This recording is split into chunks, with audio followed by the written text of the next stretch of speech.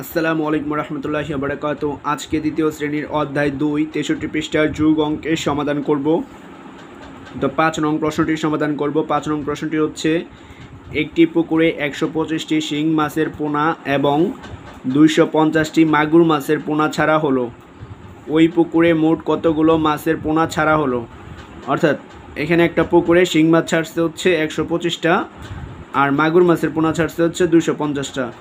এখন মোট কতটি পোনা ছাড়ছে এটা বের করতে বলেছে। তো যেহেতু মোট বলেছে তো এখন যোগ করতে হবে। তো যেহেতু সমাধান করব লিখে নিয়েছি সমাধান। প্রথমে যে লাইনটা আছে এটাকে সাজায় লিখব যে শিং মাছের পোনা ছাড়া হলো 125টি। তো এখানে লিখেছি পুকুরে শিং মাছের পোনা ছাড়া হলো 125টি। তারপর হচ্ছে মাগুর মাছের পোনা ছাড়া হচ্ছে 250টি। তো নিচে লিখেছি পুকুরে মাগুর মাছের পোনা ছাড়া হলো 250টি। তারপর যেহেতু এটা মোট বলেছে যোগ করতে হবে, তাহলে হচ্ছে এখানে যোগ চিহ্ন দিব। তো এই সমানের নিচে একটা যোগ চিহ্ন দিয়ে ব্র্যাকেট দিয়ে আটকাই দিব। তারপর হচ্ছে নিচে একটা দাগ দিয়েছি, দাগ দিয়ে লিখেছি হচ্ছে এই যে লাইনটা, পুকুরে মোট কতগুলো মাছের পোনা ছাড়া হয়েছে। তো লিখেছি পুকুরে মোট মাছের পোনা ছাড়া হলো। এখন এই দুটো যোগ করতে হবে। তো উপরে একক আছে 5 আর নিচে একক আছে হচ্ছে 0। 5 আর 0 যোগ করলে হয় হচ্ছে 5। পরে হচ্ছে দশকের ঘরে নিচে আছে 5, উপরে আছে 2। 5 আর 2 যোগ করলে হয় হচ্ছে 7। তারপরে শতকের ঘরে ছিল নিচে 2, উপরে 1। 2 আর 1 যোগ করলে হয় 3, অর্থাৎ 375টি। তারপরে হচ্ছে উত্তর লিখব হচ্ছে 375টি। তো এটাই হচ্ছে 5 নং প্রশ্নটির সমাধান। এখন 6 নং প্রশ্নটি সমাধান করব। তো 6 নং প্রশ্নটি হচ্ছে, একজন ফল বিক্রেতা প্রথম দিন 360 টাকার আম বিক্রি করলেন, দ্বিতীয় দিন 475 টাকার আম বিক্রি করলেন। তিনি দুদিনে মোট কত টাকার আম বিক্রি করলেন? তো প্রথম দিন বিক্রি করছে 360 টাকা, দ্বিতীয় দিন 475 টাকা, অর্থাৎ 2 দিনে সে মোট কত টাকা বিক্রি করছে, কত টাকার আম বিক্রি করছে সেটা বের করতে বলেছে। তো প্রশ্ন যেহেতু মোট আছে, মোট মানে হচ্ছে যোগ করতে হবে। তো যেহেতু সমাধান করব লিখেছি সমাধান। প্রথম লিখব হচ্ছে প্রথম দিন আম বিক্রি করলেন 360 টাকা। তো এখানে লিখেছি প্রথম দিন আম বিক্রি করলেন 360 টাকা। এখানে প্রথম দিন লেখা ছিল, তো এটাকে আমরা প্রথমে সংক্ষিপ্ত রূপ লিখছি 1 দিয়া ম, অর্থাৎ প্রথম দিন আম বিক্রি করলেন 360 টাকা। তারপরে ছিল দ্বিতীয় দিন 475 টাকার আম বিক্রি করছে। তো লিখব হচ্ছে দ্বিতীয় দিন আম বিক্রি করলেন 475 টাকা। তো দ্বিতীয় দিনের সংক্ষিপ্ত রূপ হচ্ছে, দ্বিতীয়র সংক্ষিপ্ত রূপ হচ্ছে 2 দিয়ে 29। তো যেহেতু মোট বলেছে অর্থাৎ যোগ করতে হবে, তো সমানের নিচে যোগ চিহ্ন দিব, তারপর ব্র্যাকেট আটকাই দিব।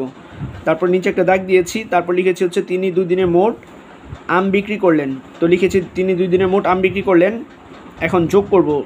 তো যোগ করে 0 আর 5 যোগ করলে হবে 5, 7 আর 6 যোগ করলে 13, 13 3 হাতে আছে 1 যাবে নিচের ঘরে, 4 আর হাতের 1 হয় 5, 5 আর 3 হবে 8, অর্থাৎ 835 টাকা।